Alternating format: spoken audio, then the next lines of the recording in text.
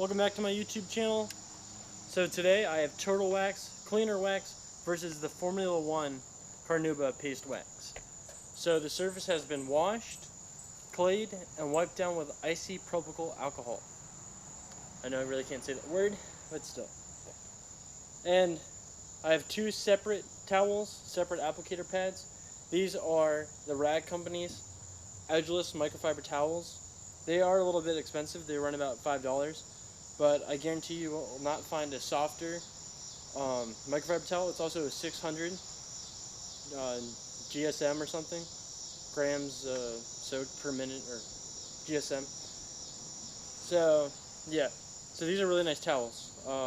Can't scratch anything really because there's no edges on them, so they're super soft and super good for a car like this Audi has, where it has very not soft paint, but yeah, it's pretty soft. So just a little bit of the turtle wax, like always, goes a long way. I'm going to leave a median in the middle right here. Again, yeah, turtle wax, very little bit goes a long way with turtle wax. Because if you over apply turtle wax, you'll be there all day. And I always complain about it because it's a pain to remove. And when you have excess of it, it makes it worse. And the other reason why I wanted to do this comparison is they're both at around the same price point. You know, but these waxes aren't going to run you more than $6 for each one. That's surprising. So this turtle wax, I can already feel it setting in, which is pretty quick. So it's already drying. So now I'm going to do the Formula 1 paste wax. So I'm just going to have a pretty big median in it. The only difference with the casing on the Formula 1 paste wax is that it's a metal case, so like a typical wax would have, whereas the turtle wax has just a plastic cover over it. One thing to note though is that both have the same sort of wax, where they're paste wax, but these are very much like a liquid. So again, spread it out. I notice a lot of people always ask why I don't do it in a circular motion. Again, I've said it a few times. You want to just go in a straight line, because if anything gets in the way, you know, because it's unrealistic that everybody's going to have a garage to wax their car in. I mean, that's ideally where you want to do it, a sheltered area, somewhere where no debris is going to fall in the car. But I know a lot of people aren't going to have access to that. So by doing it, if you're doing it outside like I am right now, if something falls on the paint, it's better to go in a straight line if you caught it than rub it in a circle, because you'll first off see it more, because it'll be in the pattern will be a lot easier to pick up. But if it's straight lines, it tends to be easier to remove when polishing than a circle mark. So that's why I do that. Alright, so now I'm going to let the waxes dry, and then I'll come back. I'll buff them off camera. Actually, I'll just buff them on camera. Who cares? And then we'll do a water test at the end.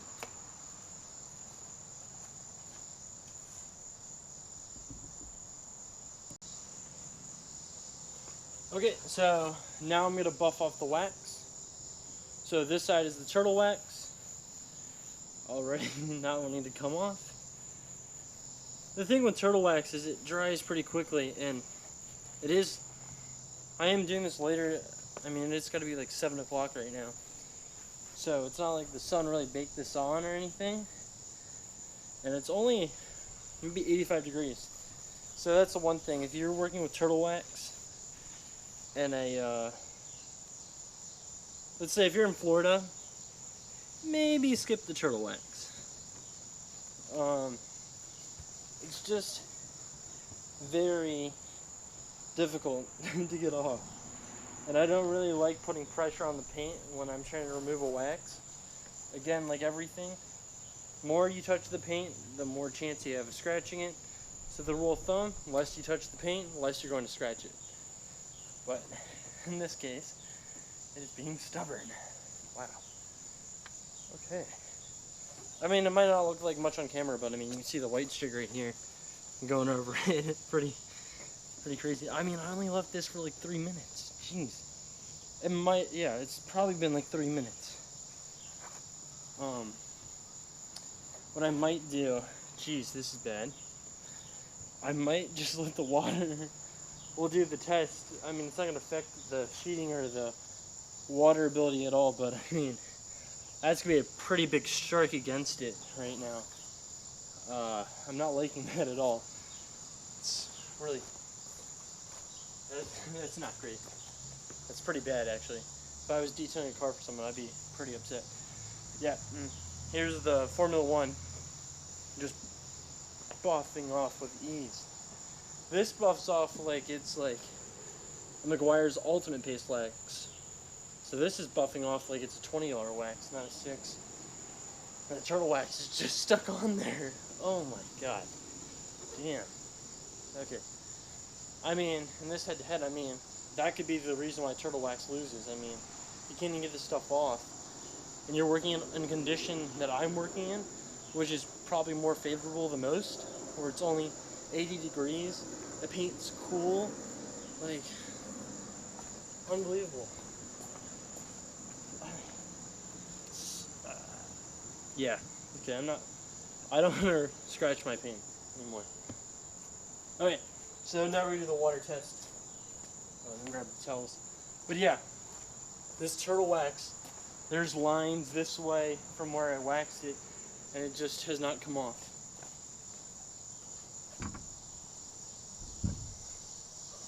And the median is still right here in the middle. I did come over a little bit with the turtle wax when I was trying to buff it off, but that shouldn't really affect anything.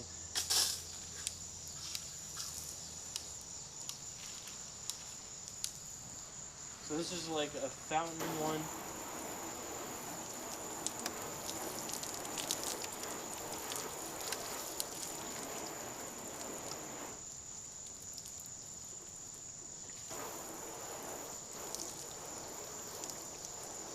Overall, it's pretty similar.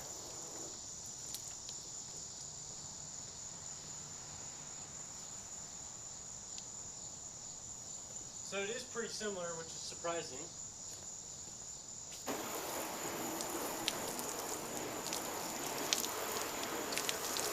So the turtle wax actually is quicker to sheet than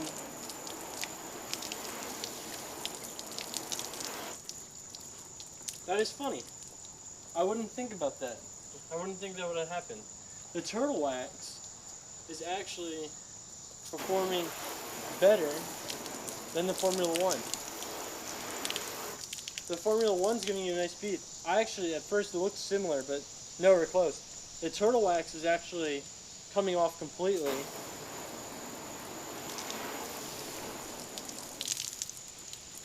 I'm getting it to sheet off on the turtle wax with some nice beads, but the Formula One is beading really nicely. It has nice little beads, but it's not sheeting off. And I know some people want the sheeting. I like beading, but in the end, I would go with the sheeting in this one, because if I can get sheeting that's 90% of the panel, that's going to make drying a car so much quicker. And here's the one thing.